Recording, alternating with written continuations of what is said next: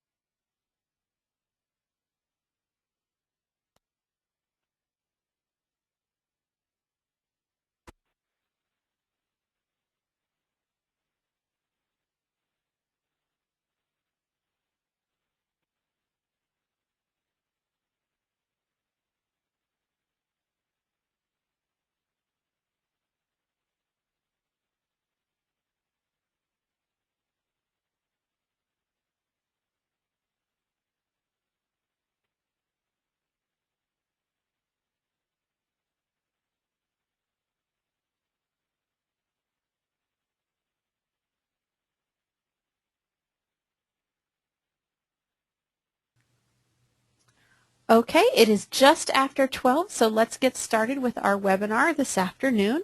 Again, thank you everyone for joining us for our webinar today on the very exciting Disaster Ready initiative. Just a few logistical notes before we get started with our presentation.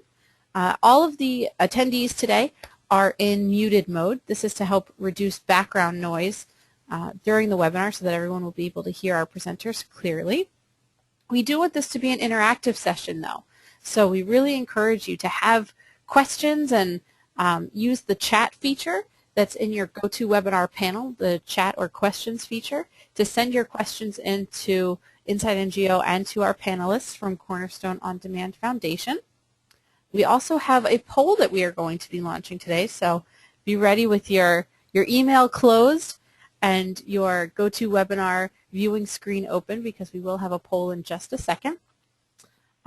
Just a few more notes. If you're having any audio difficulties, check the audio panel that's on your GoToWebinar panel. You can test out your audio settings if you're using your microphone and speakers. And sometimes if things just aren't working, you can always switch to the telephone setting and dial into the conference using that telephone option. With that, let's launch our poll today.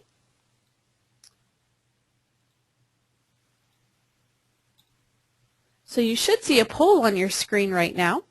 The Disaster Ready portal is an example of an online learning platform. So we'd like to know before we get started, is your organization currently using an online learning platform or LMS?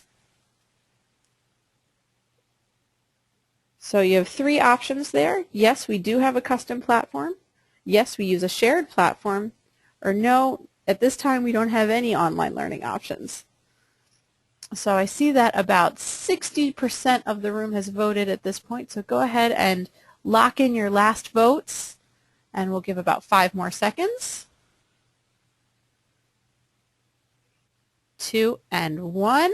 Let's close the poll and take a look at the responses. So for the majority of those of you in the room, 42%, we are not using any kind of online learning platform right now. 27% have a custom platform that's individual to their organization, and 31% are using a shared platform. So with that, gives us some good information about the room.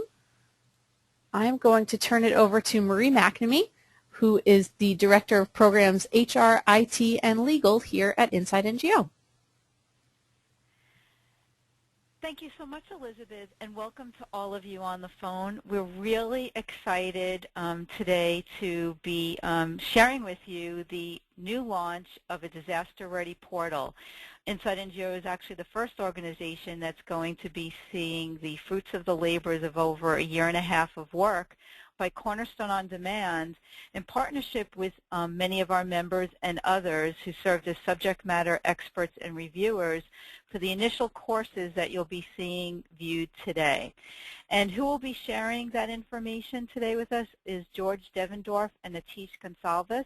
And let me just tell you a little bit about these two gentlemen, and then they'll tell you a little bit more about Cornerstone, but also demonstrate the wonderful resources that have been developed for the free use of our community.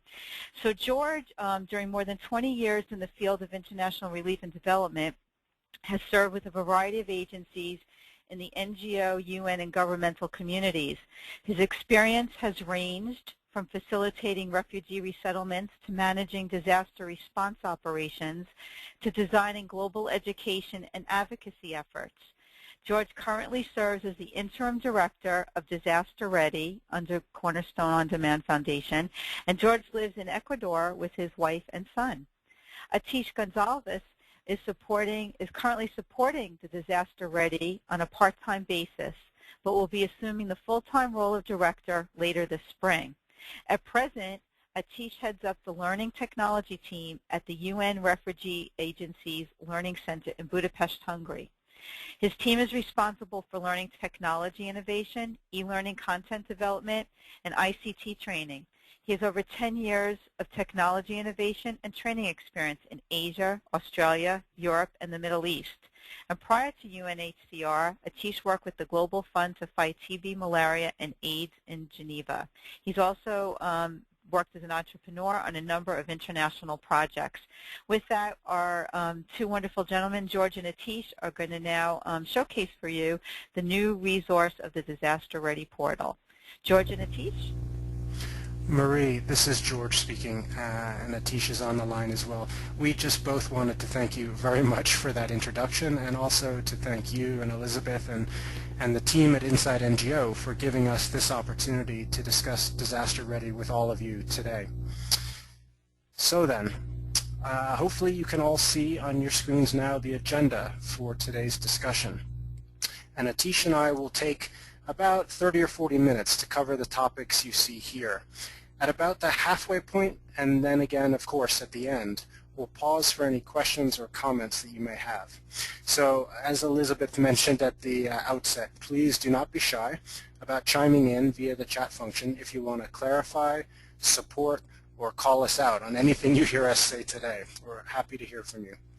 And since many of you may not have heard of the project's sponsor, the Cornerstone OnDemand Foundation, let's start there and give you a quick look at Cornerstone. The foundation is the philanthropic arm of the Cornerstone OnDemand Corporation, which, as some of you may know, is a leading global provider of human resource and talent management software and support. And I believe several of the agencies represented on the call today run Cornerstone systems already. Now the foundation, as you see here, seeks to leverage the knowledge and expertise and the systems of the corporation to assist NGOs around the globe in doing a better job of developing and supporting their employees. However, unlike many traditional foundations, Cornerstone is more of a doer than a funder. So the foundation actively builds and manages its own programs in collaboration with the nonprofits that the foundation is assisting. So of the three focus areas shown here at the bottom of the slide, we'll of course be concentrating today on disaster relief. Now, Disaster Ready, the initiative, is the flagship program for the foundation in this focus area.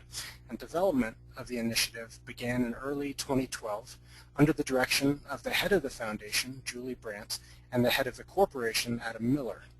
And their significant involvement in this project, both then and now, is a testament to how strongly Cornerstone feels about the goal of Disaster Ready. And speaking of that goal, the goal itself is pretty straightforward, but it's also quite ambitious. By way of background, I should probably say that the initiative itself began with a premise, and that premise was that on-the-job mentoring and classroom-based learning are still and will likely remain the dominant approaches to professional development in the aid world. But due to the growing complexity of humanitarian action, these two approaches alone are no longer sufficient. With the sector's increasing emphasis on standards, partnership models, and the ability to rapidly scale up operations, complementary forms of staff development that are easily accessible and that are affordable are more essential than ever before. With this in mind, the Foundation set out to verify this premise and explore how it might help to fill this perceived gap in existing staff development efforts. So to do this, the Foundation convened a core group of aid organizations that you see represented here. So this is, in essence, the advisory group, the brains behind the Disaster Ready initiative. Now, the Foundation was already familiar with many of the main players in humanitarian affairs due to the support that it had already been providing to various agencies. But the Foundation pulled together this particular group, somewhat eclectic group of aid agencies, in order to help them validate and then further define the goal and overall approach that Disaster Ready should take. Now, a note, not all of these logos are like all of the other ones here. It's important to point out that UNHCR and IFRC also agreed to join this otherwise NGO-centric effort, because those two agencies have been, really to date, the most active developers and users of e-learning technology within the humanitarian sector. So their participation, their guidance, and the lessons learned that they've been able to bring to the table have really been essential. So together, this group provides Disaster Ready with essential guidance and advice, and also subject matter expertise to make sure that we're heading in the right direction, that we're tackling the most needed topics, and importantly, that we're avoiding duplication. Now, at the outset of the initiative, we conducted a needs assessment, and that assessment highlighted the points that you see listed here, among others. I'd like to take a moment just to emphasize a couple of them. The first is that the audience for this sort of staff development support is and needs to be global, meaning that when we use the term accessible, we mean it in a broad sense to encompass issues like bandwidth, languages, and reading levels. In addition, the assessment underscored the importance of building resources that specifically reinforce humanitarian principles and track with existing staff development standards. So in this way, Disaster Ready should serve to support and promote existing best practice. Finally, the assessment effort revealed that there's really a tremendous demand for accessible and affordable training within the humanitarian community. This seems to be particularly true for the small to medium-sized agencies that don't have the wherewithal to build and to maintain their own online learning management systems. Now, to be honest, there are also a surprising number of quote-unquote large agencies that still haven't developed systems like this either. But in any event, that small to medium-sized category includes literally thousands of aid agencies across the globe. In that sense, the potential audience for Disaster Ready is enormous. Now, in terms of how the learning resources are structured, we use these 4 columns to help us illustrate our approach. Now, based on the results of the assessment and on conversations with partner agencies, we have designed Disaster Ready to focus first and foremost on the new or relatively inexperienced aid worker for whom this sort of foundational level training support is most critical. But that said, we don't intend to stop there. As you'll see in the more detailed slides that are upcoming, the training resources we are gathering and building are designed to assist aid workers to develop their professional skills wherever they find themselves in their career arcs, from newbies to experienced veterans. So the columns shown here, for example, technical and leadership, demonstrate this point. Now, before we take a closer look at the Disaster Ready portal itself, I should probably step back and provide a slightly broader view of what Disaster Ready represents. So in short, at its heart, Disaster Ready is a learning management system, and most of you are probably familiar with what that is, but in simple terms, it's a place where you can access and take online courses wherever you are via a single website address. Disaster Ready is also intended to augment, not replace, existing efforts by expanding the reach of training efforts into less accessible areas of the world and doing so at reduced costs. Third, it provides users with access to state-of-the-art e-learning courses developed by experts in staff development and humanitarian action. These include courses that are both homegrown, developed by Disaster Ready and our partners, but also courses that are shared with Disaster Ready by other actors, for instance by UNHCR, by the Interagency Standing Committee, by Interaction, and other groups. So again, it's a combination of the best of what's available, the best of what's out there. Fourth, Disaster Ready offers a webinar series that's focused on key issues and challenges in humanitarianism, and we'll see some examples of that in a minute. Fifth, Disaster Ready provides links to face-to-face workshops, trainings, and also online degree programs offered by various providers. As many of you know, there's a small but definitely growing universe of courses, both online but also classroom-based, within the humanitarian community, and Disaster Ready intends to help link users to those as well. And finally, Disaster Ready is designed to be easy to use and easy to understand, truly a resource for a global audience. And towards this end, assuming our fundraising aspirations are successful, we'll begin to expand into the other major humanitarian languages as quickly as we can. For now, what we're looking at and what we have available is primarily, not entirely, but primarily an English-based resource. Now then, let's take a more specific look at the initial tranche of courses that we've been developing. So what you see on this screen is a listing of the homegrown courses currently being developed by the Disaster Ready team in collaboration with partners. When you visit the portal, you'll also see the dozens of other courses that have already been shared with us by those other providers that I just mentioned a minute ago. Now, when you look at the screen, those with check marks in the right-hand column have already been completed. So they're either on the portal now or will be on the portal in the coming days, while those marked with the word new will be completed later during 2013. Now, a word about our approach. In all cases, we follow a partnership model to developing a course. This approach helps to ensure that the content we'll be using reflects best practice and, whenever possible, consensus within the aid community.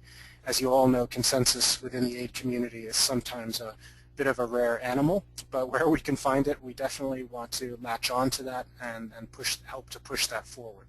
So for example, we're currently partnering with several of the ECB, the Emergency Capacity Building Project member agencies, to develop an e-learning companion to their recently released guide called Toward Resilience. As many of you know, that is a guide on disaster risk reduction and climate change adaptation. So in this case, the ECB has already done the hard work of identifying best practice on these topics through wide-ranging consultations. So then the challenge for us is to help them turn that content into coherent and compelling e-learning. And that is no simple task. And given that we're operating with limited resources, and in light of the fact that building good interactive e-learning is an expensive endeavor, we follow a specific flow or checklist when deciding what topics to pursue. And that checklist generally includes the following steps. Identify a need area.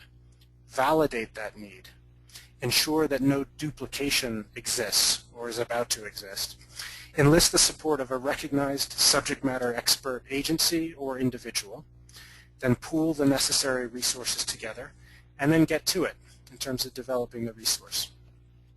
Now, as you look over this list, I'd just like to say that we are always open to suggestions regarding topics and related subject matter experts. And we also very much appreciate early warning on possible duplication. So if any of you have any particular thoughts that are engendered by looking at this screen, please either share them with us through chat or perhaps after this webinar, send us a note because we'd love to hear from you. Now next we'll look at some of the course concepts that are now under consideration. And by concepts I mean ideas that we think are good ideas but still need to be fleshed out. So this slide that you're looking at is divided into two parts. Course concepts are listed at the top and webinar concepts at the bottom. And please note again that these are all to be determined. So while we've had good initial discussions, for example, with the Cash Learning Project, CALP, and with INE, the International Network of Education in Emergencies, these are still just concepts, and we are still very much in the early stage of developing these ideas. So this list will undoubtedly change and evolve over time as we learn more about needs and as we learn more about other efforts that may already be underway. Now again, the same request. If you have thoughts on these topics or other topics that you think would be in high demand within our sector, within disaster preparedness and disaster response, please do let us know, either now or later. Now, at the bottom of the screen, you see webinar topics. These are topics we intend to address in the coming months. And again, we're always looking for good ideas and suggestions, both around topics and around subject matter experts who can help illuminate those topics for us. Now, to help give you a better feel for the kind of topics that we have already covered through our webinar series, here's a quick look at the webinars we've run to date. And I have to say, attendance has been quite strong thus far, and we've been pleased by that, especially given the newness of Disaster Ready and the fact that up until last week, we've really been in a quiet launch phase, really a pilot phase, for the last several months. And it was only really last week that we had our official coming out party. Now, one other thing on this slide. On the right-hand side, please note our upcoming webinar, which will be on the new Sphere e-learning course that I think many of you have probably heard of already. Now, you can register for any of our upcoming webinars and also find recordings of all previous webinars we've run on the Disaster Ready portal. So it's really quite easy to access those. Now, before I hand over to my colleague Atish for a quick tour of the portal itself, I'd just like to see if there are any questions on what we've covered thus far. So if you do have questions, please go ahead and enter them now. And we'll either try to address them now, or if there's a little bit of a lag, we may just release Atish and let him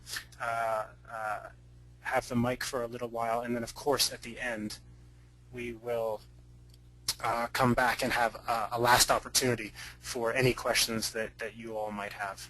So George, we've had one question come in so far. Will these slides be available after the presentation? And yes, they will. Of course, they do include both George and Atish's contact information so that you can get in touch with them after the session.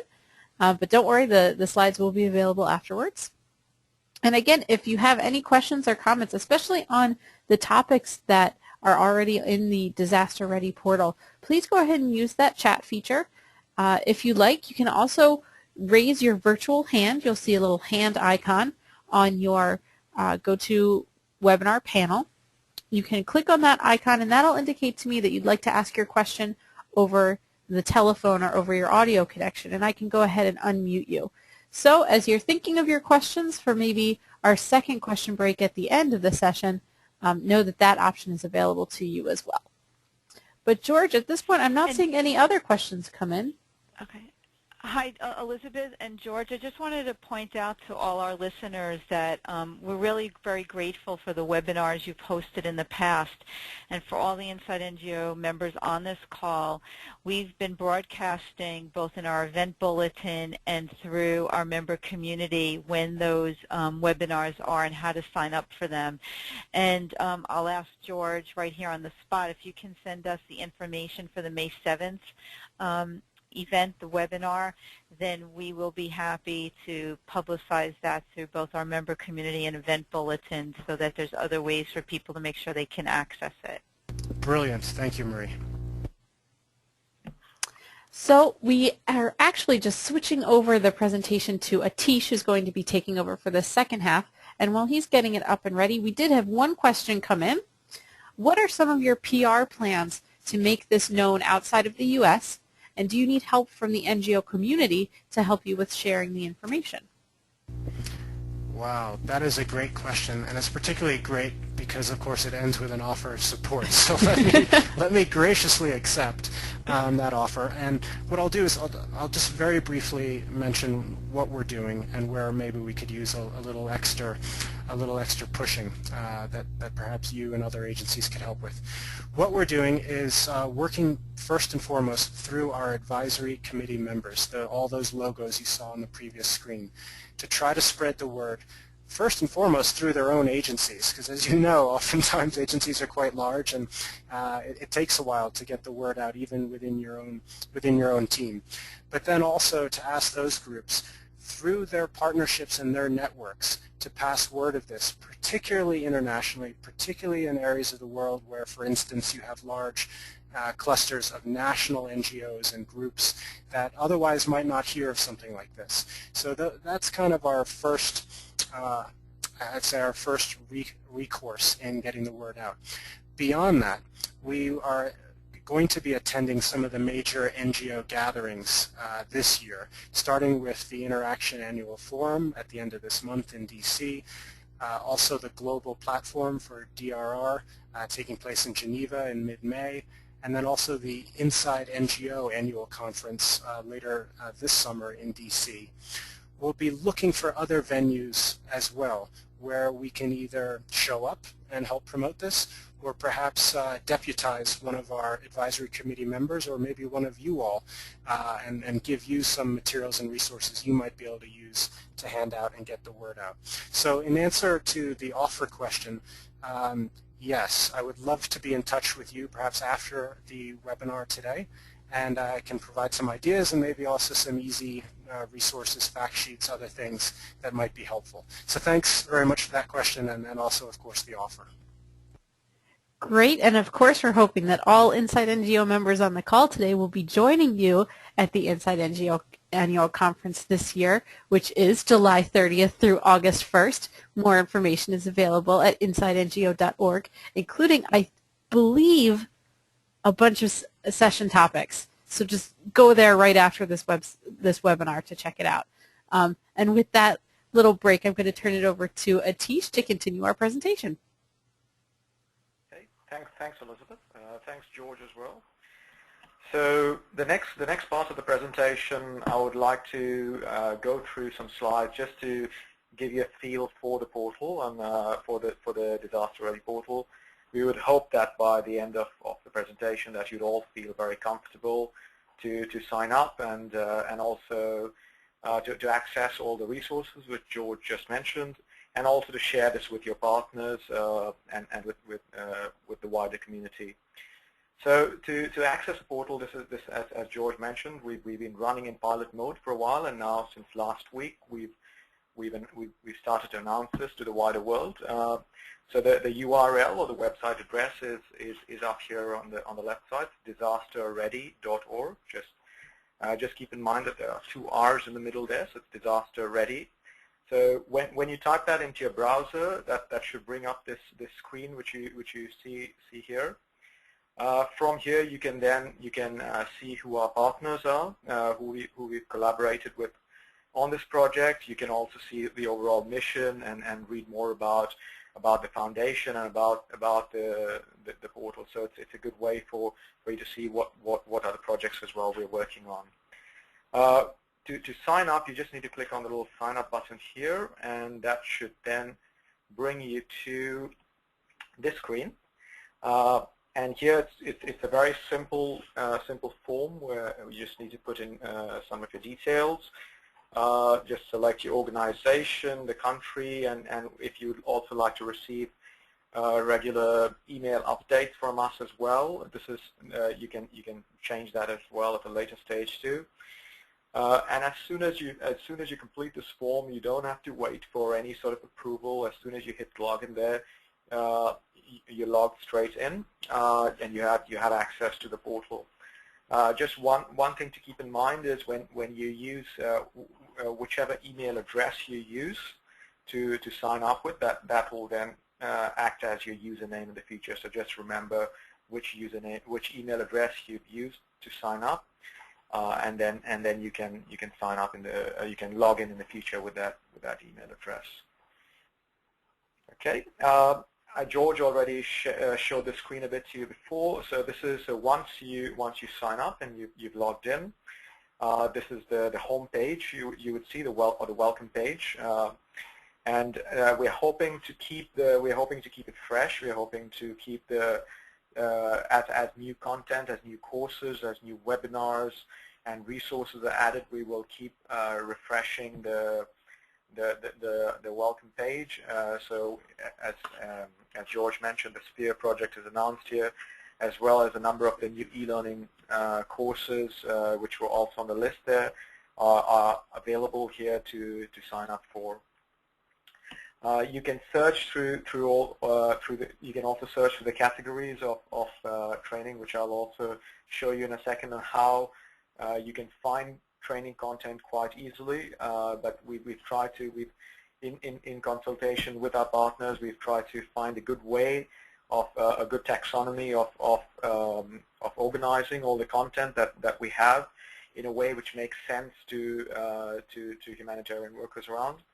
So at the moment, you will see the content areas mainly under humanitarianism, operations and program, leadership, staff safety, and there's also a very good collection of soft skill courses available there. So you can browse the topics here on the right side. There's also on the welcome page, you'll also find technical support. So if you're having issues with your browser or with Flash or JavaScript, and you're having issues on launching the courses, you will also find frequently asked questions and other resources which should hopefully help you get through those issues. And there will also be links as well to all the recorded webinars which George had mentioned.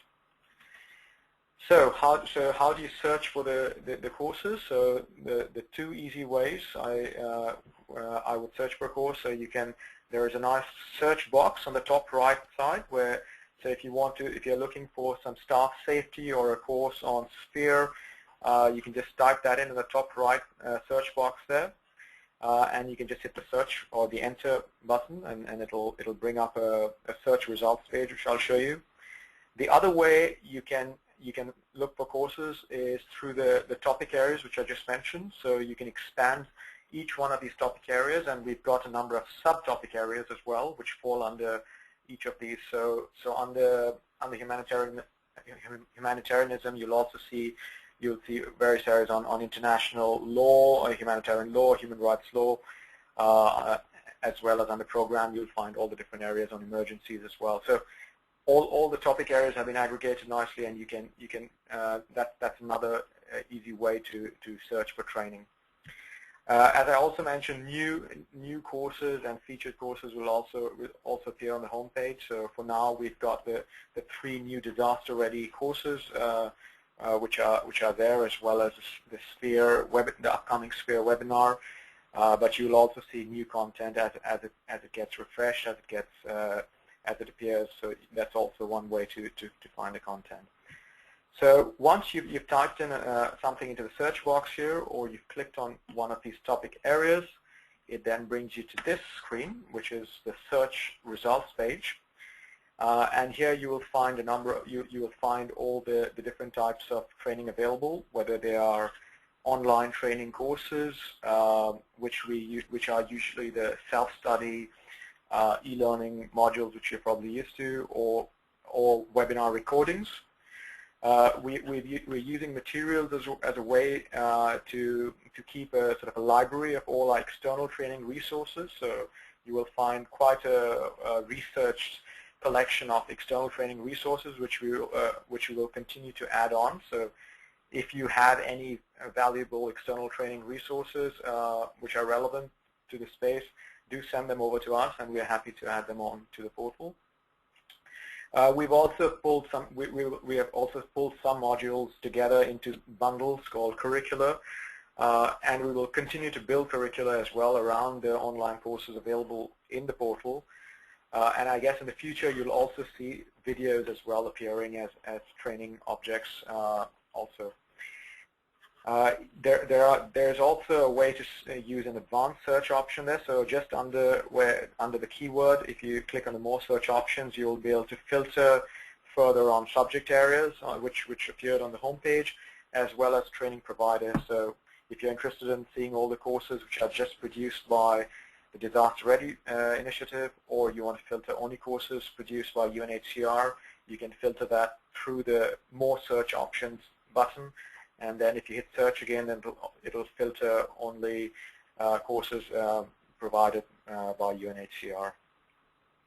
You can also on this page see a quick snapshot or a quick description on the course, and clicking on the course title will give you the full description, which I've done here. So once you click on the course description from the course title, from the search results page, that then brings you to the full course description page.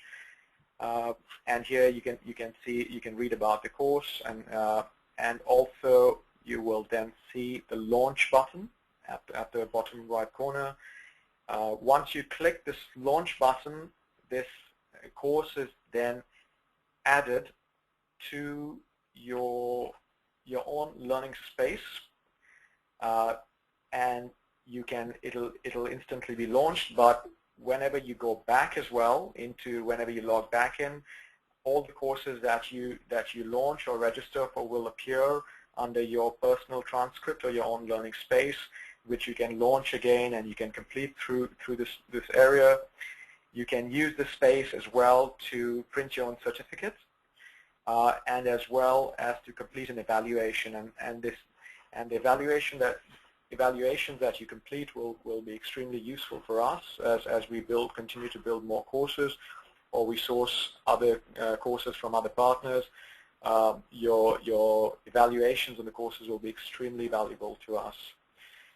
There are a number of technical guides as well, as I mentioned, on the homepage, but do make sure that before launching the courses to make sure to turn off your pop-up blocker, as well as making sure that you're using the latest web browser, whether it's Internet Explorer or Chrome or Firefox. Make sure you're updated to the latest version. Make sure your pop-up blocker is turned off and that you have Flash enabled on your browser. Some of the courses we have are built in Flash, but moving forward we are trying to make courses as compatible with as many platforms, including mobile as well, in the future. So this space is where as we continue to add courses to the portal, and as you continue to launch these courses, these will get added to your learning space, and this space will become like your personal library where you can launch these courses even after they have been completed. It's just that after the courses have been completed, they will probably move into this tab here, but you can go in there and launch the courses as well. These are just a few quick snapshots of the 3 new courses, and George, please feel free to step in and add anything about the 3 new courses which we've just announced together with the portal. The first one is humanitarianism part 1 with some key principles on this topic. We have the wellness briefing course as well, which has been launched as well, together with the acceptance and action course. So these are the 3 new courses that the Disaster Ready team has been working together with our partners and subject matter experts, and these are all available through the portal for you to access, and we really look forward to your feedback on the courses as well as the portal. So as I mentioned at the beginning of my presentation, I encourage you all to sign up from disasterready.org. Please share this with as many partners within your organizations, on your networks, and George and I and the rest of the team really look forward to hearing your feedback and ways of improving the portal as well as the courses there. We've got some contact details as well here for the initiative, as well as George and my email addresses. And at this point, I think, Elizabeth, and I'll hand back to you if there are any more questions from the audience on the portal or any other questions. Well, we're happy to hear. Great. Well, we're seeing some good questions come in. Again, just a reminder to everybody on the line, you can use your questions chat feature that is in the GoToWebinar panel at the bottom of your screen. Or if you're a brave soul, you can raise your little virtual hand by clicking on that hand icon, and we'll unmute your line and you can ask your question over the audio. So for the questions that we have had come in, the first one, a very timely and important one, when will the portal be ready? It's a great question to start with. This is George, and the answer is it's been ready and it's waiting for you. So please go visit it whenever you'd like. Again, the address you have there, disasterready.org. And as Atish mentioned, it's a one-time registration, and once you're done with that, you're good to go and can return to the portal and visit any part of the portal, take as many courses as you like. Really, it's a completely open resource once you've registered, and again, at no cost. So that's the short answer. Great. That is a wonderful answer. It is ready and waiting for you. Another question that came in. You mentioned that it is important that people in the field are able to access the courses. Could you please tell us if there has been user testing conducted to see if bandwidth is an issue in places where we hear that staff cannot access the internet? That is an excellent question and really highlights one of the critical challenges of trying to roll out a resource like this. And for a more educated answer, I want to turn to my colleague Atish to try to address that. Sure. Thanks, George. This is a very good question, and this is something even in my role at UNHCR, where we have staff in very deep field locations with very limited bandwidth.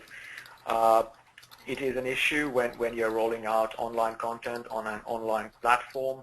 We will look at ways of optimizing the content which is available there. We will also, the Cornerstone platform does support an offline player, which we will roll out. It's not available in the first release now, but we will make it possible for the users of the platform to use the offline player, so that they can access the courses in offline mode as well.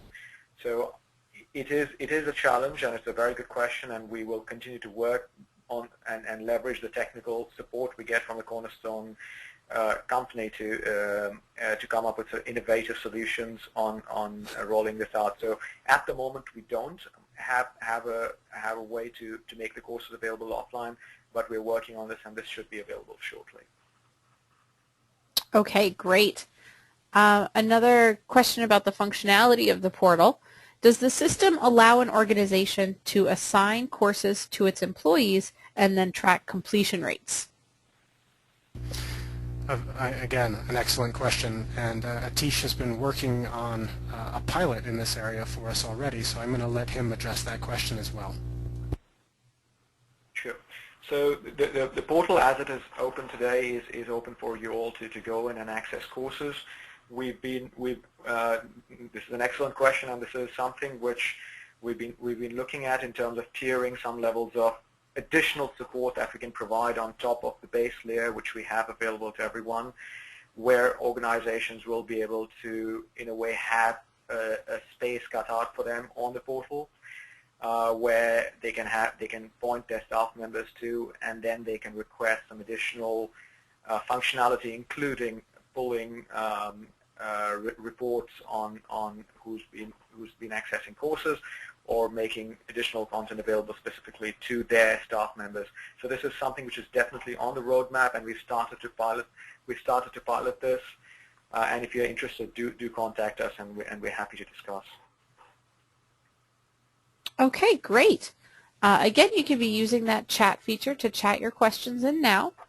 Another question that just came in: when do you believe that courses in languages other than English will be ready to launch?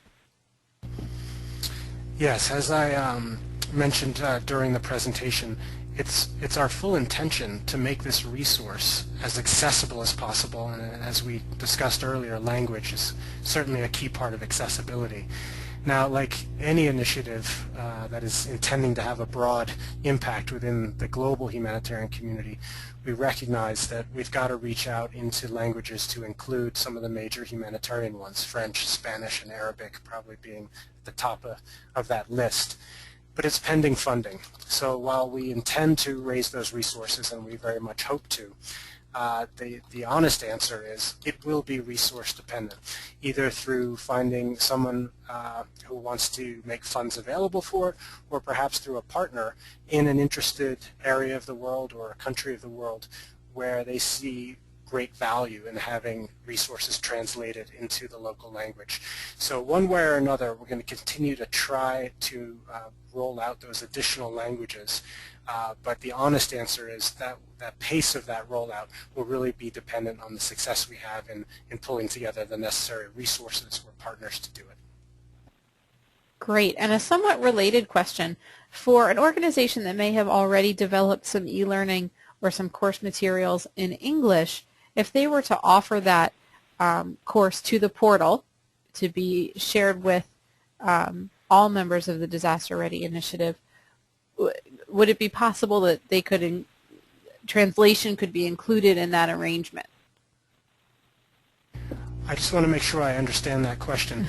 Would it mean that the organization offering their existing course would undertake the translation, or they're hoping that Disaster Ready might be able to make that translation possible? I believe they were thinking Disaster Ready would be able to make that translation possible. All right. Well, I think I simply have to refer back to my last response, and that is right now with the initial tranche of funding that we have available and that we're using during 2013.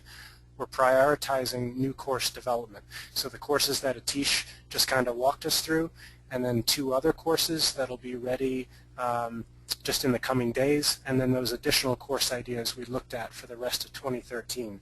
So that's where most of the resourcing is going now, and that is primarily, again, focused on English language resources. But I think the important answer to that question is we're excited to hear you have an e-learning course that you think might be appropriate and relevant to the broader humanitarian community. And several agencies have already come forward and asked us to host those kind of resources for them, both because they're they're collegial and altruistic and want to make sure that they can assist other agencies in our sector, but also because in some cases they want more feedback. They want broader feedback and a better understanding of how the resource they built, how relevant it is within the broader community, how many people would use it, where they draw from. Are they NGO workers? Are they UN? Are they from foundations or from government offices? And those are all types of feedback that we will collect and will provide back to any agency that wants to offer us any of their online resources, so that they become better educated in terms of their own e-learning and what they might want to do next in terms of their e-learning development. So I think there are real advantages to sharing, and I think we're set up in a way that we can give resources as broad and airing within the humanitarian community, frankly, broader than anywhere else. So I think it's a nice marriage where we find interested parties that have something they want to share. Great. And can you comment on the types of resources that you're looking for from organizations to donate? Is it just e-learning? Atish may have a comment on this. I'll just give a quick answer, and I'll say no, it's not just e-learning.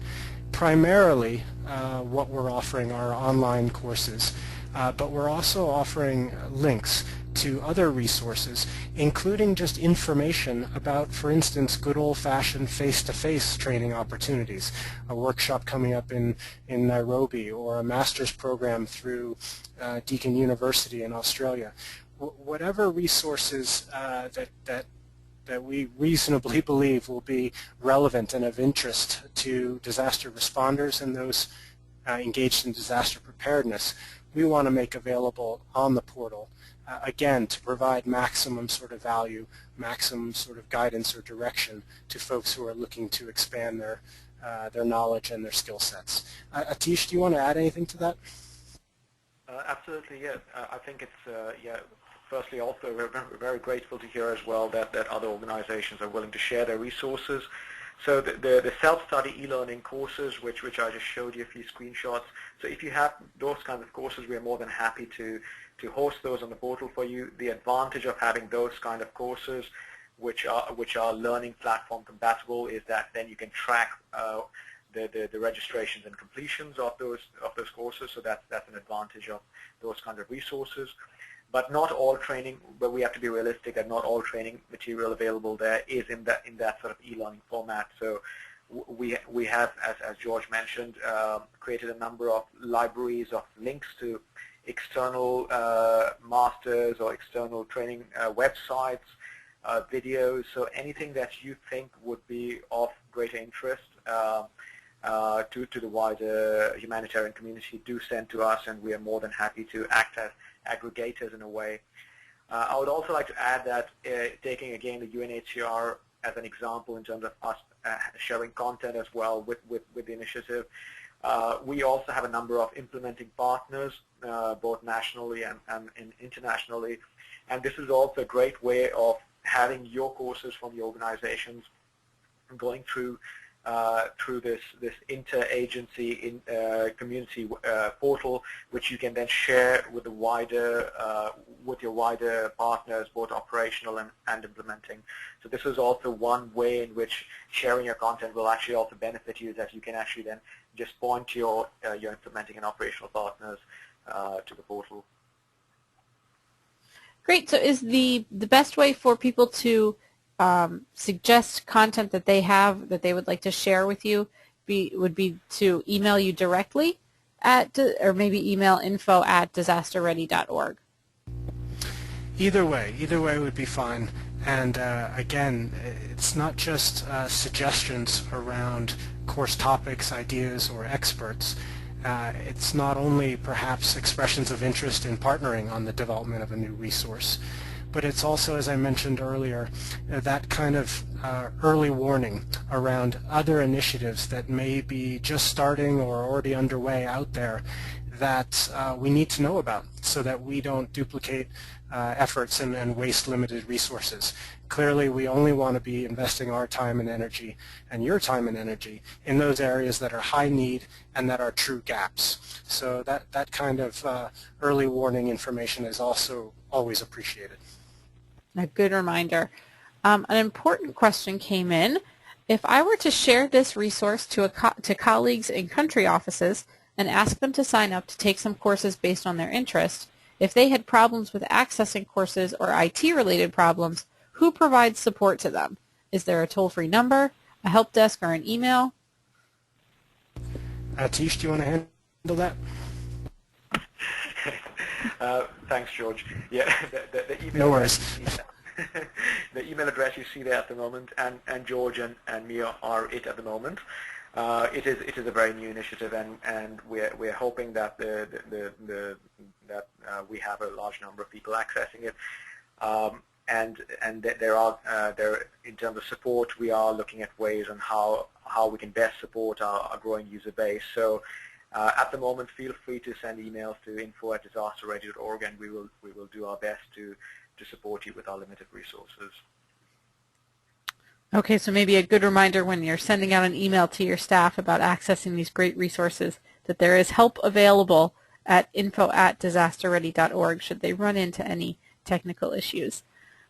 I'd also like to add that we are trying to proactively as well create as much help content on the portal. So when you log in, you will find, and even before you log in, we'll try to create as much support material so that the users don't have those many technical issues. So we will do our best to create very good visual references. So we will continue to improve on the usability and on the help resources available to the users of the platform as well. Great. And maybe more of a suggestion came in. Is YouTube being utilized to expand the reach of the materials and get the word out on disasterready.org? No, that's an excellent suggestion. And the answer is sort of. I don't know that we've been exploiting YouTube yet in terms of general publicity, but one example of where we are trying to benefit from what YouTube can offer is in one of the courses that we looked at earlier, one of the courses that's coming during 2013. It's a piece on So You Want to Be an Aid Provider, or You Want to Be a Disaster Responder. Now that piece was originally envisioned as a course where there might be some Q&A, there might be some evaluation of your interests, of your aptitudes, of other things, but at heart that course is it's a series of video testimonials from experienced aid workers talking about what life is like doing that job. And so we fairly quickly realized that it would be a much better format to go with something much more video oriented. And secondly, the type of audience we'd want to reach with that might be, relatively new aid responders, aid workers, but in large part it would be that much wider universe of non-aid workers who are curious and who are thinking about maybe a career shift and want to know more about aid work. And so for that group, reaching them, clearly YouTube would be a much better vehicle and much more expansive vehicle than our portal and our ability to publicize it within humanitarian channels. So thank you for that suggestion. It's an excellent one, and I think we're going to need to explore that a bit further as we go along. Sure. I would also like to add that we are trying to leverage social networks. So for those of you on Facebook and on LinkedIn, we do have the Cornerstone OnDemand Foundation on Facebook recently, and we are promoting the Disaster Ready portal through that as well. So we would also appreciate if you could use. We are also on Twitter as well. So on Twitter and Facebook. So we are trying to leverage the social media channels as well to promote the foundation and its various projects, including the Disaster Ready portal. Okay, and there are just about 2 minutes left to get in your last-minute questions. Let's see. We had one question that I believe was answered. Can the courses be taken offline as well as online? And I believe that functionality is coming. That's right. Okay. Okay, great. Well, I think that is all of our questions for now. So, George and Atish, do you have any parting words before I pass it back to Marie? Well, this is George, and I would just like to, again, invite all of you, now that you've heard about what Disaster Ready can do and what it looks like, to go and try it out for yourselves. And I would also encourage you, as someone mentioned, to try to spread the word as well, particularly amongst your partner organizations and your networks a bit deeper afield that may not have access to webinars like this, and share the information with them. This is a resource, again, that should be broadly applicable, and the more feedback we're able to get from you all and from those that you refer this resource to can only help us improve and evolve the system as it goes forward. So with that, and Atish may have a final word, but I just want to again thank InsideNGO for hosting this event and giving us this opportunity, and thank you all for attending. Atish? Yeah, no, I also just want to thank InsideNGO for being very gracious to host us, and to all of you on the call. I would really encourage you to sign up and do share this with us as far and as wide as possible. Thanks again for your time. Really appreciate it. Thanks, George and Atish. And on behalf of InsideNGO, I know we are completely appreciative for you taking the time to share this with us, but also with Julie and the Cornerstone OnDemand Foundation, building resources that really will be beneficial to the entire community. We'll be sending this presentation out to the member community, so for those of you who wanted to hear it again or share it with colleagues, you'll be able to access it through the member community. And with that, if you have any questions, you have George and Atish's contact information, but you can certainly reach us here at InsideNGO. And with that, we want to wish everybody a terrific day. Thanks, everybody, for calling in, and thank you for a great presentation.